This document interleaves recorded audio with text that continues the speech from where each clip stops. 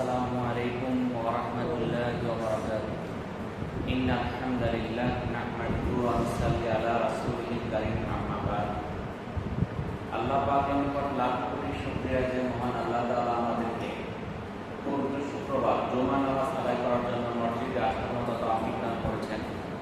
এই জন্য মহান আল্লাহর নিকট শুকরিয়া আদায় করি। আলহামদুলিল্লাহ। আজকে পবিত্র মুহররম মাসের শেষ শুক্রবার 29 তারিখ। একটা পবিত্র মাস শেষ হয়ে যাচ্ছে। এরকম ভাবে এই একটা করে দিন যাচ্ছে, আমাদের জীবন থেকে একটা করে সময় চলে যাচ্ছে। আমরা দুনিয়ার তামাশায় মস্ত আছি যে আমাদের জীবনে যে একটা একটা করে দিন চলে যাচ্ছে, আমরা কিন্তু খেয়াল করতেছি। এরকমই ভাবে একটা একটা দিন যাইতে যাইতে আমার মৃত্যুটা এসে যাবে, আমি নিজেও টের পাবো না। আজকে নামাজ জুমার নামাজে আসার আগে জানাজা করে আসলাম। এরকম ভাবে আমাদেরকেও যে কোনো সময় চলে যেতে হবে, কিন্তু আমাদের মৃত্যুর জন্য প্রস্তুত হইতে হবে। আমরা দুনিয়া থেকে যাওয়ার সময় কি সাথে নিয়ে যাব, কি আমাদের সম্বল হবে, সেটা আমাদের জানতে হবে। তো আমরা গত কয়েক সপ্তাহ ধরে আলোচনা করতেছিলাম কিয়ামত এর আলামত, ফিতনা ইত্যাদি সম্পর্কে। যখন কিয়ামতের ফিতনাগুলো চারদিকে ছড়ায় পড়বে, আমরা কিয়ামতের ফিতনাগুলোতে জর্জরিত হয়ে পড়ব, তখন আমরা কি করে আমরা বাঁচতে পারি, এই উপায় সম্পর্কে আমরা গত সপ্তাহে যে আলোচনা করেছিলাম তার পরের অংশ থেকে আজকে আলোচনা করার চেষ্টা করব ইনশাআল্লাহ। আব্দুল্লাহ ইবনে মাসউদ রাদিয়াল্লাহু তাআলা থেকে বর্ণিত, তিনি বলেন, রাসূলুল্লাহ সাল্লাল্লাহু আলাইহি সাল্লাম বলেছেন, আমার পূর্বে আল্লাহ তাআলা যে উম্মতের মাঝেই নবী প্রেরণ করেছেন, সেই উম্মত তার কিছু ঘনিষ্ঠ সহচর ছিল এবং এমন একটি দল ছিল যারা তার সুন্নতকে আঁকড়ে ধরত এবং তার পথ নির্দেশ অনুযায়ী চলত। অতঃপর এমন কিছু লোক তাদের স্থলাভিষিক্ত হল যারা এমন কথা বলতো যা তারা নিজেরাই করত না, এবং এমন কাজ করত যা তাদেরকে করতে বলা হয়নি। অতএব যে ব্যক্তি তাদের বিরুদ্ধে স্বহস্তে জিহাদ করবে সে মুমিন, আর যে তাদের বিরুদ্ধে জবান দ্বারা জিহাদ করবে সেও মুমিন, আর যে তাদের বিরুদ্ধে অন্তর দিয়ে জিহাদ করবে অর্থাৎ ঘৃণা করবে, পরিকল্পনা করবে সেও মুমিন। এরপর আর সরিষা দানা পরিমাণও ইমান থাকবে না। আব্দুর রহমান রাদিয়াল্লাহু তাআলা থেকে বর্ণিত, রাসূলুল্লাহ সাল্লাল্লাহু আলাইহি সাল্লাম বলেছেন, আমার পূর্বে আগমন করা প্রত্যেক নবীর দায়িত্ব ছিল তার উম্মতকে সেই সব বিষয়ে নির্দেশ প্রদান করা যা তিনি তাদের জন্য কল্যাণকর মনে করতেন, এবং সেই সব বিষয় থেকে সতর্ক করা যা তিনি তাদের জন্য ক্ষতিকর মনে করতেন। আর তোমাদের এই উম্মতের ওফিয়ত বলতে বিভেদ এবং বিকৃতি থেকে রক্ষা করা শুরুর দিকে আল্লাহ তাআলা উম্মতে মুহাম্মদীকে এই ওফিয়ত বা বিভেদ ও বিকৃতি থেকে রক্ষা করেছেন শুরুর দিকে, আর এর শেষের দিকে দেখা দিবে বিপদ এবং এমন সব বিপদ যা তোমাদের কাছে খুব খারাপ মনে হবে, আর এমন সব ফিতনা এসে আপতিত হবে যার পূর্বেরটা পরেরটার চেয়ে হালকা হবে। এমন মারাত্মক ফিতনা এসে পতিত হবে যখন মুমিন বলতে বাধ্য হবে, এটা তো ধ্বংস হয়ে গেল, পরে তা দূর হবে।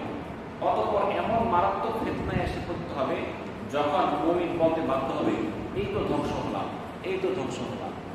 সুতরাং যে ব্যক্তি জাহান্নাম থেকে দূরে থাকতে চায় এবং জান্নাতে প্রবেশ করতে চায়, তার মৃত্যু যেন এমন অবস্থায় আসে যে সে আল্লাহ ও আখিরাতের প্রতি ঈমান রাখে, এবং সে যেন মানুষের সাথে এমন আচরণ করে যে আচরণ সে তার নিজের জন্য পছন্দ করে।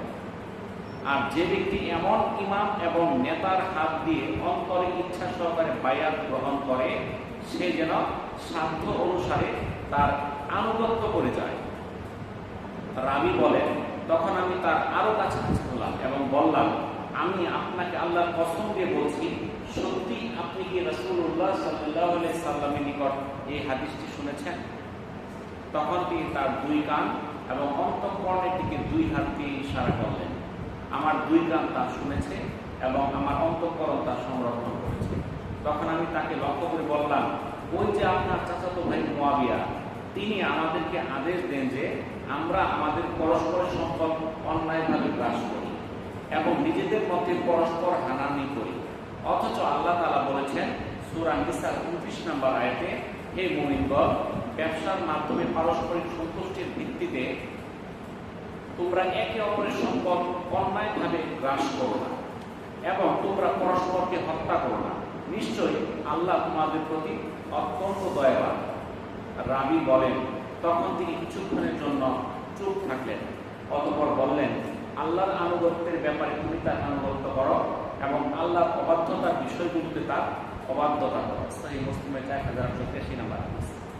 হাদিসটা অনেক লম্বা। যখন কিয়ামতের ফিতনাগুলো চারদিকে ছড়ায় পড়বে, তখন মুমিনদের কাছে এমন বড় বড় ফিতনা আসবে, তখন মনে করবে এই তো আমি ধ্বংস হয়ে যাচ্ছি, এই তো আমি ধ্বংস হয়ে গেলাম। কিন্তু সেই ফিতনা শেষ হইতে না হইতে এমন এক ফিতনা আসবে যেটা আগের চেয়ে আরো বেশি বিপদ। সে মনে করবে এবার ধ্বংস নিশ্চিত। এই অবস্থায় আল্লাহ রাসূলকে জিজ্ঞাসা করতেছেন, তখন আমরা কি করব?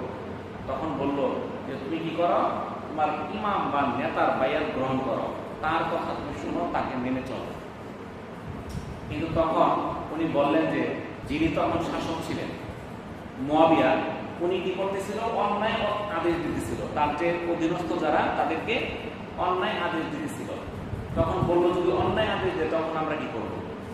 তখন বলা হইল, যদি আল্লাহর আনুগত্যের ব্যাপারে আদেশ করে তাহলে তুমি তার আনুগত্য করবে, আর যদি আল্লাহর অবাধ্যতার বিষয়গুলোতে আদেশ করে তাহলে তোমরা অবাধ্যতা করবে।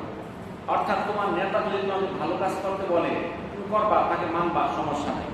কিন্তু তোমার নেতা যদি তোমাকে অন্যায় কাজে আদেশ দেয় সেই কাজ করা যাবে না। কিন্তু আজকে দেখেন আমাদের মধ্যে আমরা এমন নেতাদের আমরা কি হয়েছি, আমরা আয়াত হয়েছি, তাদের কথা এমন ভাবে চলি বলি, তারা মানুষ মেরে দিতে বললে মানুষ মেরে দিই, মানুষের উপরে আঘাত করতে বললে আমরা নিরাপরাধ মানুষের উপর আঘাত করি। আমরা চিন্তা করে দেখি না এটা অন্যায় না সঠিক। নেতার কথা তখনই মানা যাবে যখন সে সৎ কাজের আদেশ করবে, ভালো কাজের আদেশ করবে, তখন নেতার কথা মানা যাবে। আর যদি সেই নেতা আমাকে মন্দ কাজের আদেশ করে তাহলে সেই কাজ করতে আমি বাধ্য না এবং সেটা করা যাবে না। হুযায়ফা ইবনে ইয়ামান রাদিয়াল্লাহু তাআলা থেকে বর্ণিত, তিনি বলেন, লোকেরা রাসূলুল্লাহ সাল্লাল্লাহু আলাইহি সাল্লামকে কল্যাণ সম্পর্কে জিজ্ঞাসা করত, আর আমি তাকে অকল্যাণ এবং অমঙ্গল সম্পর্কে জিজ্ঞাসা করতাম, এই আশঙ্কায় যে আমার জীবনে তা শুরু হয়ে যায় কিনা। তাহলে হুযায়ফা ইবনে ইয়ামান রাদিয়াল্লাহু তাআলা কি বলতেছেন, আল্লাহ রাসূলকে মানুষ জিজ্ঞাসা করত কল্যাণ সম্পর্কে, আর তিনি জিজ্ঞাসা করতেন অকল্যাণ সম্পর্কে। কেন? যদি তার জমানায় অকল্যাণ শুরু হয়ে যায় তিনি কি করে বাঁচবেন? একদা আমি রাসূলুল্লাহ সাল্লাল্লাহু আলাইহি সাল্লামকে বললাম, হে আল্লাহর রাসূল, নিশ্চয়ই আমরা ইতিপূর্বে অজ্ঞতা এবং অকল্যাণের মধ্যে ছিলাম, তারপর আল্লাহ আমাদেরকে ইসলাম দান করে কল্যাণ দিয়েছেন। এই কল্যাণের পর আবার কি কোনো অকল্যাণ আসতে পারে? আল্লাহ রাসূল বললেন, হ্যাঁ। আমি বললাম, ওই অকল্যাণের পর আবার কি কোনো কল্যাণ আসবে? আল্লাহ রাসূল বললেন, হ্যাঁ, তবে তাতে কিছু কলুষতা থাকবে। আমি বললাম, সেই কলুষতার স্বরূপ কি? বললেন, সেই কলুষতার স্বরূপ এইরূপ যে একদল লোক আমার প্রদর্শিত পথ ছাড়া লোকদেরকে অন্য পথে পরিচালিত করবে। তাদের কোনো কোনো কাজ শরীয়ত সম্মত হবে, আবার কোনো কোনো কাজ শরীয়ত বিরোধী হবে। আমি বললাম, হে আল্লাহর রাসূল, এই কল্যাণের পর আবার কি অকল্যাণ আসবে? আল্লাহ রাসূল বললেন, হ্যাঁ, জাহান্নামের দরজা সমূহের দিকে বহু আহ্বানকারী লোকদেরকে আহ্বান করবে। যে ব্যক্তি তাদের আহ্বানে সাড়া দিয়ে সেদিকে এগিয়ে যাবে তারা তাকে জাহান্নামে নিক্ষেপ করবে। আমি বললাম, হে আল্লাহর রাসূল, তাদের পরিচয় কি? তিনি বললেন, তারা হবে আমাদেরই সমগোত্রীয় এবং তারা আমাদের ভাষায় কথা বলবে। আমি বললাম, ওই অবস্থা যদি আমাকে পেয়ে বসে এবং আমি যদি ওই সময় পর্যন্ত বেঁচে থাকি তাহলে আপনি আমাকে কি করতে বলেন? রাসূলুল্লাহ সাল্লাল্লাহু আলাইহি সাল্লাম বললেন, মুসলিমদের জামাত এবং তাদের ইমামকে আঁকড়ে ধরবে। আমি বললাম, যদি মুসলিমদের জামাত ও ইমাম না থাকে? তখন জবাব দিলেন, যদি তোমাকে কোনো গাছের ফল খেয়েও জীবন ধারণ করতে হয়, তবু তুমি তাদের সকল দল হতে দূরে থাকবে, এমনকি এই অবস্থা যদি তোমার মৃত্যুও ঘটে। বুখারী 3606 নাম্বার হাদিস। এখন যখন ফিতনাগুলো চারদিকে ছড়াই পড়বে, তখন আমাদের কাজ হবে মুসলিমদের জমাত ইমামকে আঁকড়ে ধরা। তবে এমন এক সময় হবে যখন সেই মুসলিমদের জমাতও খুঁজে পাওয়া যাবে না, সেই ইমামও খুঁজে পাওয়া যাবে না যাকে আমরা অনুসরণ করবো। তখন আমাদের পাহাড় জঙ্গলে চলে যেতে হবে, গাছের মূল খেয়ে যদি জীবন ধারণ করতে হয় সেখানেই জীবন কাটাইতে হবে। যদি ওই অবস্থায় মৃত্যু ঘটে তবু ওইভাবেই জীবন অতিবাহিত করতে হবে। তো কিয়ামতের ফিতনাগুলো যখন চারদিকে ছড়াই পড়ে, তখন আমাদের সেই ফিতনা থেকে বাঁচার চেষ্টা করতে হবে। তো কিয়ামত অত্যন্ত সন্নিকটে আমরা জানি, কিন্তু আমরা বুঝবো কি করে কিয়ামত আমাদের কাছে আসতেছে? তো কিয়ামতের কাছে আসার জন্য আল্লাহ রাসূল আমাদের কিছু লক্ষণ দিয়ে গেছেন। এই লক্ষণটা দুই রকম। এই কিয়ামতের আলামতটা হচ্ছে দুই রকম, একটা হচ্ছে আলামতে সুগরা আর হচ্ছে আলামতে কুবরা। আলামতে সুগরা হচ্ছে ছোট নিদর্শন, আর আলামতে কুবরা হচ্ছে বড় নিদর্শন। তো ছোট ছোট অনেকগুলো আলামত আছে। আমরা যদি আলোচনা শুরু করি, ছোট আলোচনা শুরু করতে হলে কমপক্ষে 2 সপ্তাহ লাগবে। তো আজকে আমরা ছোট ছোট যে আলামতগুলা এখন আমাদের সামনে প্রকাশ পাইছে, এই সম্পর্কে কিছুটা আমরা আলোচনা করার চেষ্টা করব ইনশাআল্লাহ। কিয়ামতের ছোট ছোট আলামতের মধ্যে এক নাম্বার হলো শেষ নবী হযরত মুহাম্মদ সাল্লাল্লাহু আলাইহি ওয়াসাল্লামের আগমন। এর কারণটা কি? আল্লাহ রাসূল এই দুনিয়াতে আগমন করার আগে কিয়ামত হবে না, আর ওনার পরে আর কোন নবীও আসবে না। যেহেতু উনি এসে গেছেন, তাহলে একটা লক্ষণ প্রকাশিত হয়ে গেছে। সাহল ইবনে সাদ সাইয়্যিদি রাদিয়াল্লাহু তাআলা আনহু থেকে বর্ণিত, তিনি বলেন রাসূলুল্লাহ সাল্লাল্লাহু আলাইহি সাল্লাম বলেছেন, আমি এমন সময় প্রেরিত হয়েছি যখন আমার এবং কিয়ামতের মাঝখানে এতটুকু দূরত্ব অবশিষ্ট আছে। তিনি এই কথা বলতে বলতে মধ্যমা আর তর্জনী এই দুইটা আঙ্গুল মিলিত করে ইশারা করে বুঝালেন। এই দুইটা আঙ্গুলের মধ্যে দূরত্ব কতটুকু? এরকম দূরত্ব দিয়ে বুঝাইলেন কিয়ামত আর আমার মাঝে এতটুকু দূরত্ব আছে। এটা সহিহ বুখারী 5301 নাম্বার হাদিস। কিয়ামতের দ্বিতীয় আলামত হচ্ছে চন্দ্র দ্বিখণ্ডিত হওয়া। আনাস রাদিয়াল্লাহু তাআলা আনহু থেকে বর্ণিত, তিনি বলেন মক্কাবাসীরা রাসূলুল্লাহ সাল্লাল্লাহু আলাইহি সাল্লামের নিকট একটি নিদর্শন কামনা করেছিলেন। তখন তিনি তাদেরকে চন্দ্রের দ্বিখণ্ডিত হওয়া দেখালেন। সহিহ মুসলিমের 7254 নম্বর হাদিস।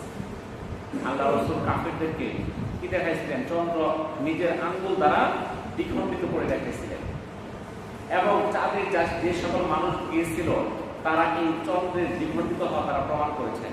সেখানে সেই দ্বিখণ্ডিত হওয়ার দাগ এখনো আছে।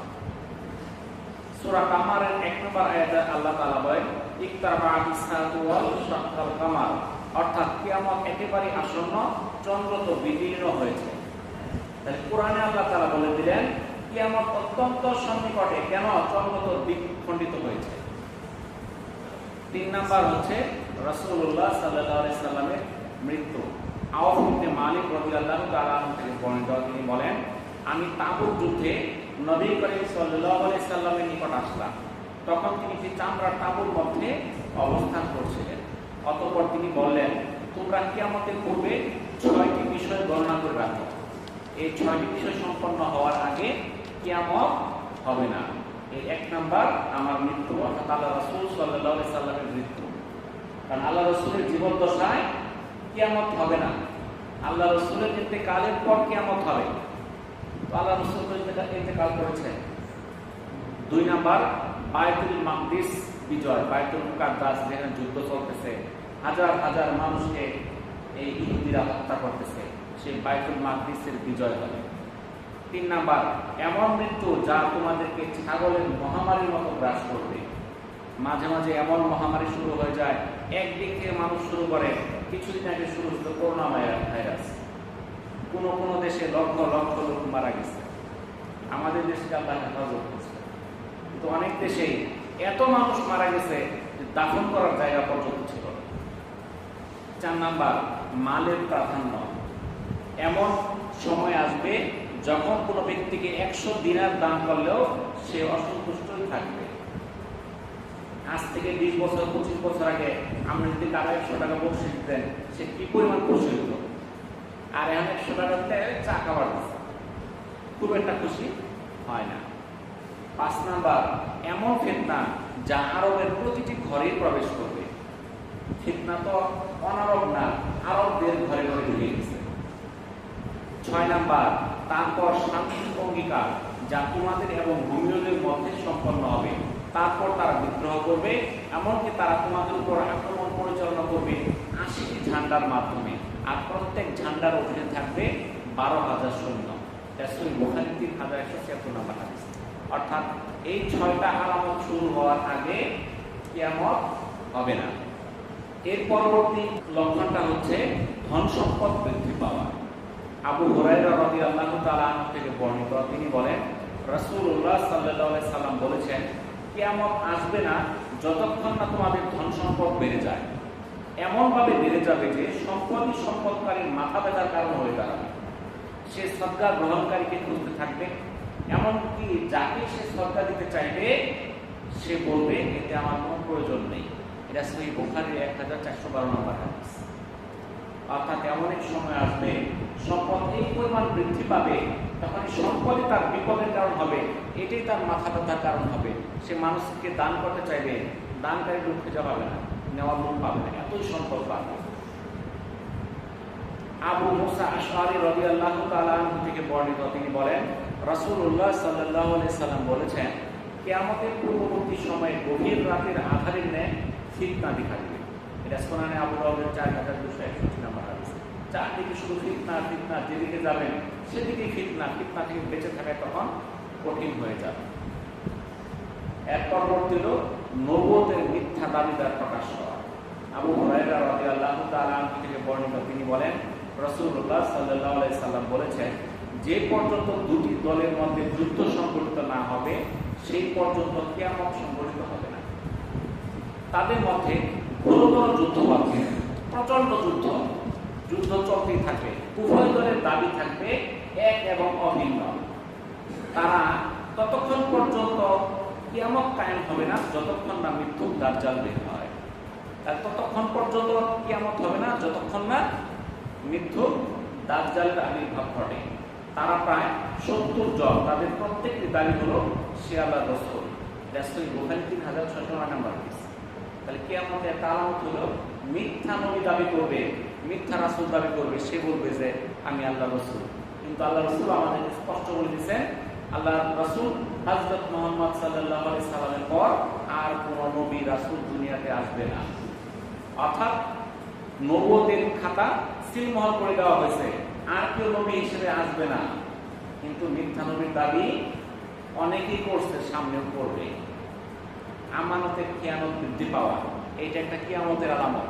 এখন আপনি কারোর কাছে আমানত রাখেন, সে বিভিন্ন ফন্দি ফিকিরে সেটা নষ্ট করার, খেয়ানত করার চেষ্টা করবে।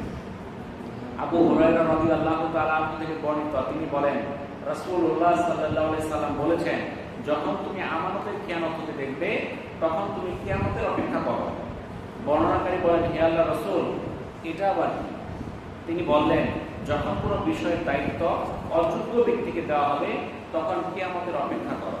এটা সহিহ বুখারী 6496 নম্বর হাদিস। তাহলে যখন মানুষ আমানত রক্ষা করবে না, আমানতকে নষ্ট করবে, নিজে ভক্ষণ করবে, তখন আমাদের রেডি থাকতে হবে কিয়ামত কাছে এসে গেছে। যখন অযোগ্য লোককে নেতা বানায় দেওয়া হবে, অযোগ্য লোককে নেতৃত্ব দেওয়া হবে, তখন বুঝতে হবে কিয়ামত আমাদের সন্নিকটে। এখন দেখেন, ভালো লোকরা নেতা হতে পারে না। তারা যদি মেম্বার দাঁড়ায়, চেয়ারম্যান দাঁড়ায়, এমপি দাঁড়ায়, ভালো লোকের আমরা ভোট দিই না। বলতে ভালো লোকটাকে দিকে চেয়ারম্যান দাঁড়াইব, তাহলে কারা দাঁড়াবো? চোর, ডাকাত, শত্রু, পশুর, সন্ত্রাসী, এরা দাঁড়াইলে তো বলি ঠিক আছে, কিন্তু ভালো লোক দাঁড়াইলে এই ভালো মানুষটা কি জন্য ইলেকশনের মধ্যে আইল? তাহলে আমরাই তো চাই ভালো লোক যেন না আসে, যে টাকা খরচ করতে পারবে, যেখানে সেখানে লক্ষ লক্ষ টাকা বিলাইতে পারবে, এক একটা নির্বাচন পর্যায়ে 20 লাখ, 40 লাখ, 50 লাখ, 1 কোটি টাকা খরচ করতে পারবে। সেই টাকা কি জন্য খরচ করে? তার কি টাকা বেশি হয়ে গেছে? না, সে এই জন্য খরচ করে, 1 কোটি খরচ করলে সে 5 কোটি ইনকাম করবে, এই জন্যই তো। আর যেখানে এখানে সেখানে দান করতেছে অকাতরে টাকা, এই টাকা তার হালাল না হারাম চিন্তা করে দেখেন। সে কি ব্যবসা করে, তার কি চাকরি আছে, তার কি বাপের সম্পদ আছে, সে লক্ষ লক্ষ টাকা দান করতেছে, মিলাই দিচ্ছে। তার কি ব্যবসা বাণিজ্য চিন্তা করে দেখেন। তাহলে আমরা কিছু দেখি না। তাহলে বোঝা গেল আল্লাহ রাসূল বলে দিলেন, যখন তোমরা এই অযোগ্য লোককে পাবে যারা নেতৃত্বে আসবে, তখন তুমি কিয়ামতের অপেক্ষা করো। কিয়ামতের আরেকটা লক্ষণ হচ্ছে ধর্মীয় জ্ঞান কমে যাওয়া, মূর্খতা বেড়ে যাওয়া। দেখেন আজকে আমাদের মধ্যে ধর্মীয় জ্ঞান কমছে না বাড়ছে? আমাদের দুনিয়ার বিজ্ঞান অনেক বেশি, কিন্তু ধর্মীয় জ্ঞান হ্রাস পেয়েছে।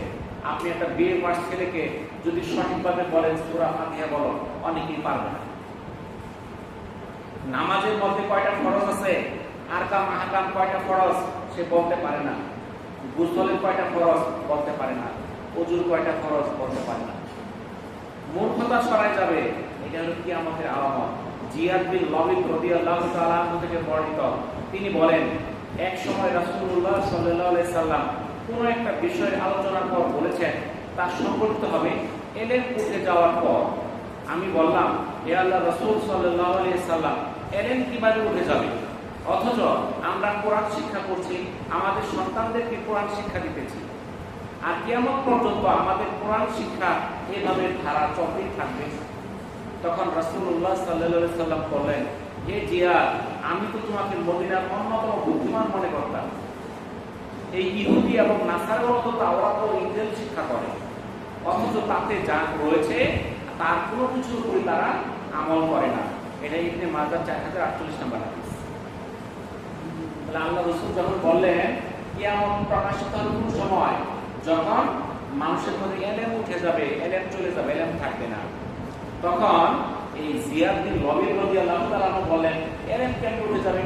আমরা কোরআন শিক্ষা করতেছি, আমরা আমাদের সন্তানদেরকে শিক্ষা দিতেছি, আমাদের সন্তানরা তাদের সন্তানদেরকে শিক্ষা দিতেছে, এইভাবে তো কোরআন শিক্ষা, দ্বীন শিক্ষা চলতেই থাকবে, কোরআন তো থাকবেই। তখন আল্লাহ রাসূল বললেন, আমি তো তোমাকে মদিনার অন্যতম জ্ঞানী মনে করতাম। আসলে না। কেন? কারণ এই যে আসমানি কিতাব ইহুদি এবং নাসারা তাদের কাছেও ছিল, তাদের কাছেও ইনজিল জবুর ছিল, তারা পড়ছে কিন্তু তারা আমল করে নাই।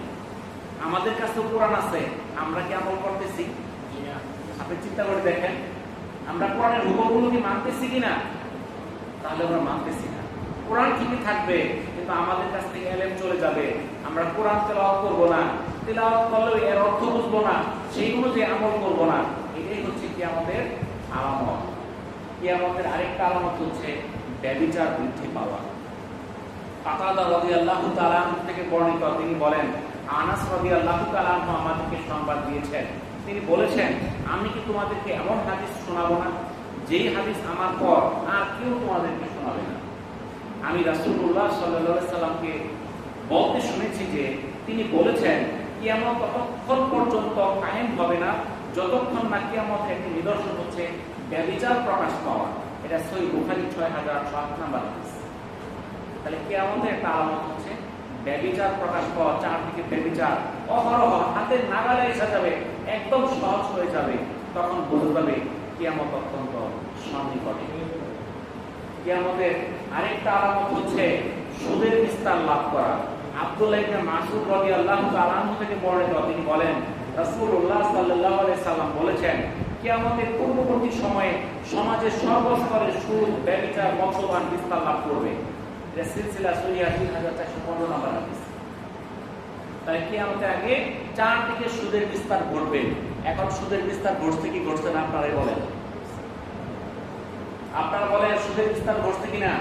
চারদিকে বিভিন্ন সুদ, এনজিও, বিভিন্ন সমিতি বিভিন্ন সুদ দিতেছে, কিস্তি দিতেছে, কিস্তি দেয় না এমন লোক বাংলাদেশে খুঁজে পাওয়া কঠিন।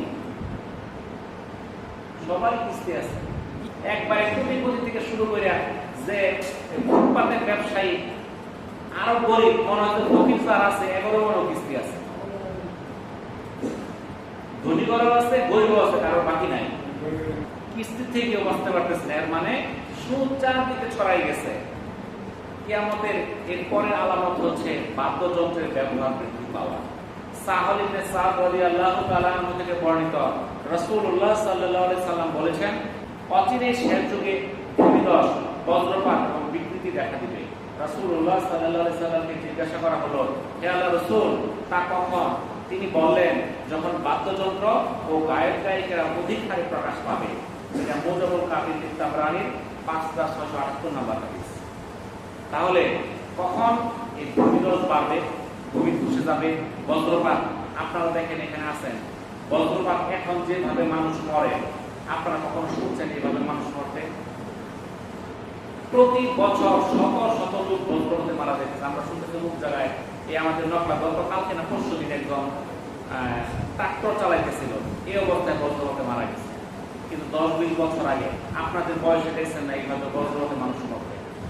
বজ্রপাত দেখা দিচ্ছে, বিকৃতি দেখা দিচ্ছে। বিকৃতি এরকম মানুষ সুস্থ, হঠাৎ করে স্ট্রোক করছে, মুখ ভেঙে গেছে, দেখতেছেন না? এগুলো ছিল আগে। এটা কখন হবে? যখন বাদ্যযন্ত্র আর গায়ক গায়িকা অধিক হারে হবে। বাদ্যযন্ত্রের অভাব আছে, তখন দেখি মোবাইলে যে একটা বাদ্যযন্ত্র, আর কত রকম বাদ্যযন্ত্র যা আছে, TV, recorder, sound box, sound system, হিসাব নাই। মোবাইলের মধ্যেও ঘড়ির মধ্যেও গান বাজে, ডিজিটাল ঘড়ি, তাই না? গান বাজায় বাজায় পোলা মানুষ শুনে যাইতেছে। কত রকম যে বাদ্যযন্ত্র, কিন্তু আমার অবস্থারক ভাই আছে, তাও গান বাজায় বেঁচে যেতে থাকে এই গান, ঠিক আছে না? এটা উদাহরণ দিলাম আর কি। কোনটার মধ্যে বাদ্যযন্ত্র নাই? আছে না? আপনি যেখানে যাবেন সেখানেই বাদ্যযন্ত্র, এর মানে এটা কিয়ামতের আলামত। আর গায়ক গায়িকার অভাব আছে নাকি? কত যে শিল্পী দেশে হয়েছে। আগের যদি আমরা 2-4-5-10টা শিল্পী আমরা শুনছি যে বাংলাদেশে কয়েকজন শিল্পী আছে, তাই না? আর এমন শিল্পী যে কত লাখ, নাম করে শেষ করতে পারবেন না। মোবাইলের মধ্যে যে হাতে দেয় ওই শিল্পী, ঠিক আছে না? সব শিল্পী কিসের আলামত? কিয়ামতের আলামত।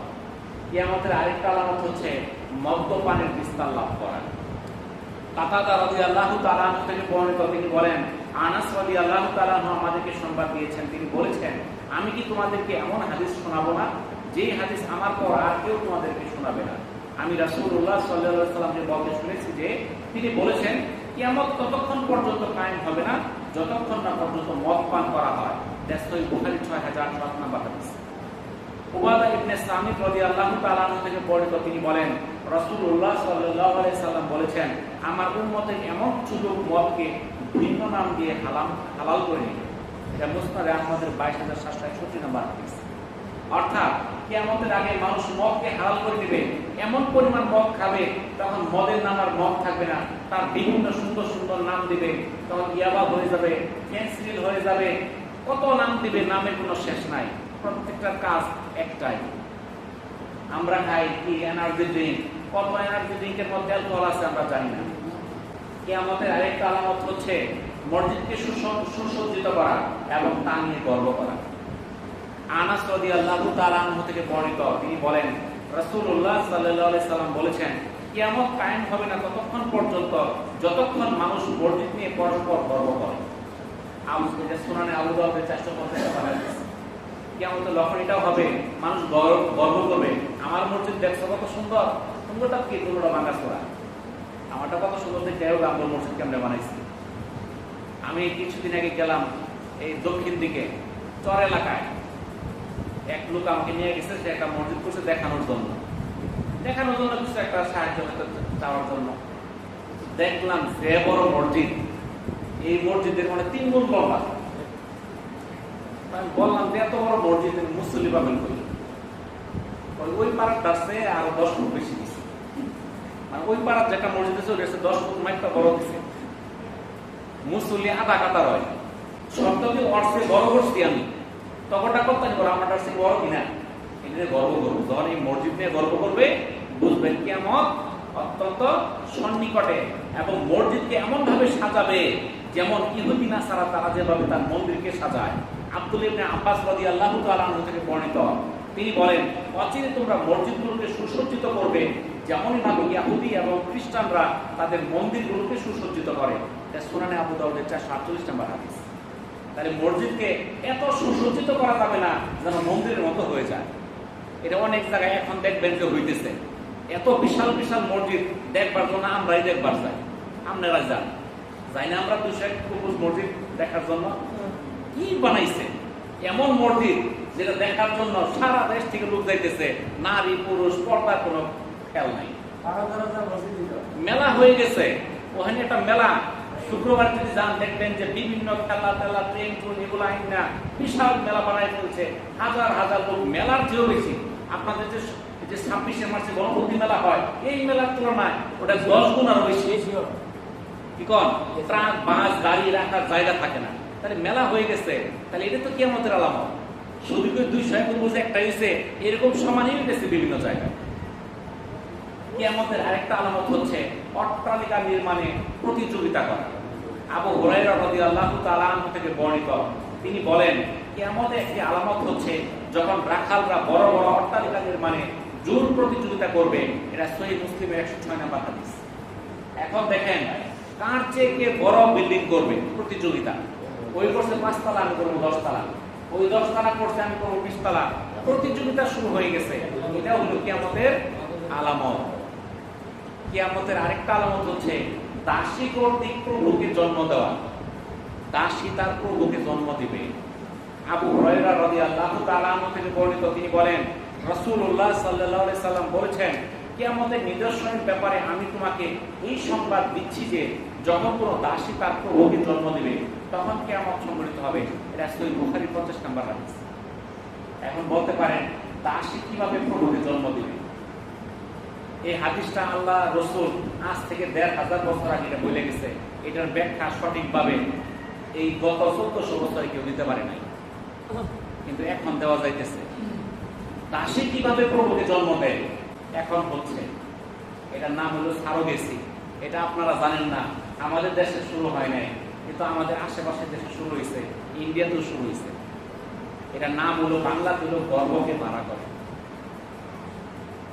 আপনার আরেকজনের পেটের মধ্যে সন্তান থাকবে, পিতা একজন মাতা একজন, সন্তান থাকবে আরেকজনের পেটে, গর্ভকে ভাড়া করে। এটা 2 কারণে করে। একটা হলো অনেক আছে নিঃসন্তান, সেই পিতা মাতার নিজের গর্ভে সন্তান দেওয়া সম্ভব না, তারা অন্য কোনো উপায়ে অন্য জনের গর্ভে সেই সন্তানকে কি করবে, দুনিয়াতে নিয়ে আসবে। আর আরেকটা পদ্ধতি আছে নবাবী হাল, পেটের মধ্যে সন্তান রাখতে পারবো না, এই 10 মাস রাখবো, এত কষ্ট, আমি কোটি কোটি টাকার মালিক, এত কষ্ট আমি সহ্য করতে পারবো না, এটা আরেকজনের পেটে থাকবে, যখন হবে আমি নিয়ে এসে বলবো। এটা আমাদের পাশের দেশ ইন্ডিয়াতে শত শত হয়েছে। আপনার শাহরুখ খান ছিলেন, তার ছোট সন্তান এই সারোগেসির মাধ্যমে হয়েছে আরেকজনের পেটের মধ্যে। দেখা গেল যেই সকল পিতামাতা সন্তান দিতে অক্ষম, তাদের দেখা যায় তাদের ল্যাবরেটরির মধ্যে এই পিতার থেকে যে বীর্যটা পায় এবং মাতা থেকে যে ডিম্বাণু, এটা কৃত্রিম উপায় নিশ্চিত করে অন্য একটা সুস্থ নারীর পেটের মধ্যে দিয়ে দেয়। ওই মহিলাকে কি করে, তাকে খাবার খরচ দেয়, টাকা পয়সা দেয়, বেতন দেয়, যে তুমি 10 মাস পাইলে দিবা, তোমাকে 10 লাখ টাকা দিবে। এখন সেই গরিব মানুষ আমি মাসে 1 লাখ টাকা পাই, তাহলে আমার উপায় নাই, কি করি আর, অসুবিধা নেই, পাইলে দিলাম, পরে তো ওইখানে নিয়ে যাবে। এটার নাম হলো সারোগেসি।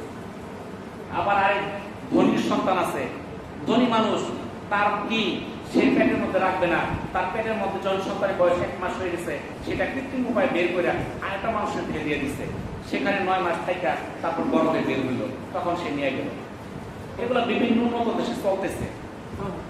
এখন দেখেন যে পেটে ধারণ করলো সে মালিক না শ্রমিক? ওই মহিলাটা শ্রমিক না, ওর পেটের মধ্যে মালিক না, ওই তো মনিক, আর ওইলো দাসী।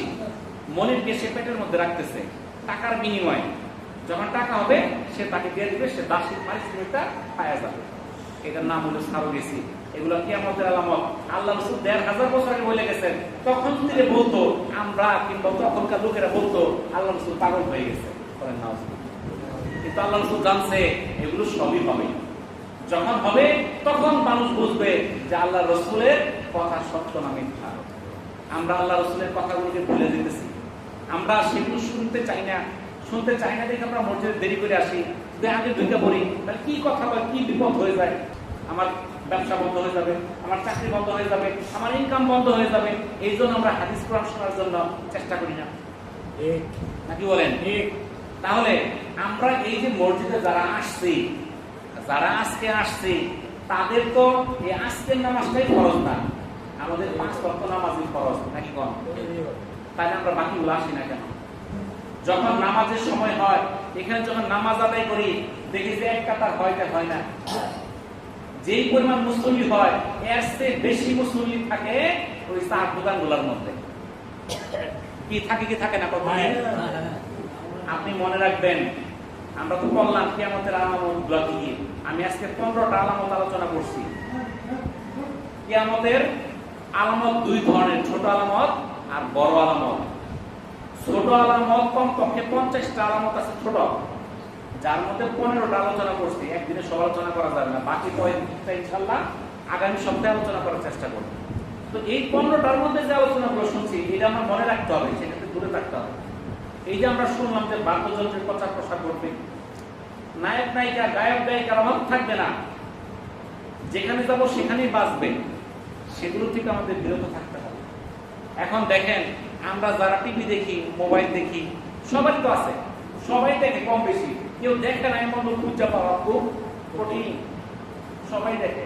কিন্তু আপনি যদি মোবাইল দিয়ে ছবি দেখেন, সিনেমা দেখেন, গান দেখেন, নাচ দেখেন, আপনার পাপ হবে। আমি দেখলে আমার পাপ হবে, কিন্তু আমি দেখলে আমার পাপ হবে না, নাকি বল? কিন্তু যখন আমি সবারে দেখাবো, আমি যদি একলা দেখে আমার একটা পাপ, আমি যদি সবাইকে দেখাই, সবাই যে পাপ গুলো অর্জন করলো সবটি পাপ যোগ হয়ে আমার আমল নামায় হবে। কি কমবো? একলা অন্যায় করলে একজনের পাপ, আর আমরা যারা টিভি দেখায় চার দোকান করতেছি, কি কম পাপটা কার হইতেছে? পাপটা হইলো ওই একান্ন। সে যদি মনে করে আমি দেখাইলাম যে দেখতেছে ওর পাপ, হ্যাঁ ওর পাপ, কিন্তু আপনি যে দেখাইলেন যত জনকে দেখাইছেন সবার যে পাপটা হয়েছে সেই পাপটা আপনার আমল নামায় চলে যাবে। এখন আমরা নামাজের সময় গুলোতে আমরা টিভি গুলা বন্ধ করি। নামাজের সময় যখন টিভি চলতেছে, এই কয়েকদিন আগে এই যে ধরেন আমাদের সাঁতানি পাড়াতে মসজিদের মধ্যে দেখলাম ব্যাপক প্রতিযোগিতা, কার চেয়ে বেশি কারা জোরে গান বাজাইতে পারে। 2টা দোকান ওখানে জোরে প্রতিযোগিতা। দেখা যায় নামাজের সময় বন্ধ রাখে, কিন্তু নামাজ শেষ আবার ছেড়ে দেয়। সবাই তো আর জামাতে আসতে পারে না, নামাজের পরে যখন আসে তখন জামাত শেষ, একলা একটা নামাজ পড়তেছে, গানের যন্ত্রণায় নামাজ পড়তে পারে না। তো একদিন বসলাম, পয়সা বললাম যে গান যখন শোনায় বেড়ে চান শোনান, কিন্তু আমরা শব্দ মসজিদ পর্যন্ত না যায়, কারণ আমার কথা তো থামতো না, ঠিক আছে না? আর আমার কথা না থামবো ভালো কথা, আমরা যখন থামাবানি না, একটু সাউন্ডটা কমাই দিয়েছে যাতে মসজিদ থেকে শব্দটা না যায়, শোনা যায় মসজিদ থেকে। এখন আল্লাহর রহমতে সাউন্ডটা কমাইছে, মসজিদের শব্দটা যায় না। তা আপনাদের মসজিদে, আপনাদের বাজারে যে দোকানগুলো আছে, আমার অনুরোধ থাকবে আপনারা নামাজের সময়টা বন্ধ রাখবেন। আর বাকি দোকানের আমি তো বন্ধ করতেই না, অন্তত নামাজের সময় 10 মিনিট করে বন্ধ রাখেন, এইটুকু আপনার একটু উপকার হবে। এর কারণ হচ্ছে আপনার নামাজের সময় যখন আপনি টিভিটা চালান, তখন কিন্তু মানুষ টিভি দেখতে দেখতে নামাজের খেয়াল নাই। ওই লোকটা ওখানে কি আমি গেলে কত নাটকটা শেষ হয়ে যাবো, আমি পরে ঢুকতে পারবো না, কি কন? তখন কিন্তু সে ওখানে বসে থাকবে, নাটকটা শেষ করবে, নামাজে আর আসবে না। এখন হইতে পারে আপনি টিভি বন্ধ না করলেও ওই নামাজ পড়তো না, বন্ধ করলেও নামাজ পড়তো না, কমাচ্ছে না, ওই ঘুরবো, নামাজ যাইতো না। কিন্তু আপনি দায়িত্ব থেকে আপনি বাঁচলেন, আপনি নামাজের টাইম দিচ্ছেন, সে নামাজ পড়ছেন, এটা ওর দায়িত্ব। কিন্তু আপনি তাকে নামাজের সময় আটকায় রাখলেন, তার দায় কিন্তু আপনার হয়ে গেল। এই জন্য আপনাদের কাছে আমার অনুরোধ, এই এলাকাবাসী যারা আছেন, প্রত্যেকটা চার দোকানে যাতে টিভি আছে, নামাজের একটা টাইম দিয়ে দিবেন, সূচি দিয়ে দিবেন যে এই টাইমটা আপনারা 10 মিনিট কিংবা 15 মিনিট সময় আপনারা অন্তত 15 মিনিট সময় টিভিটা বন্ধ রাখেন। কি কন ভাইরা? রাউন্ড যাবো এটা না, জোর হয়েছে না, আর 10 সপ্তাহ রাই বুঝছেন তো? দোকানদাররা তো কইতো কোন লোক কাস্টমার করে, কাস্টমারই তো দুর্বল, বন্ধ করলে আমরা 15 মিনিট টিভি থাকবো। তো যাই হোক, আমরা যে আলোচনাগুলো করলাম, আল্লাহ তাআলা আমাদেরকে আমল করার তৌফিক দান করুন। আলহামদুলিল্লাহি রাব্বিল আলামিন। আসসালামু আলাইকুম ওয়া রাহমাতুল্লাহি ওয়া বারাকাতুহু।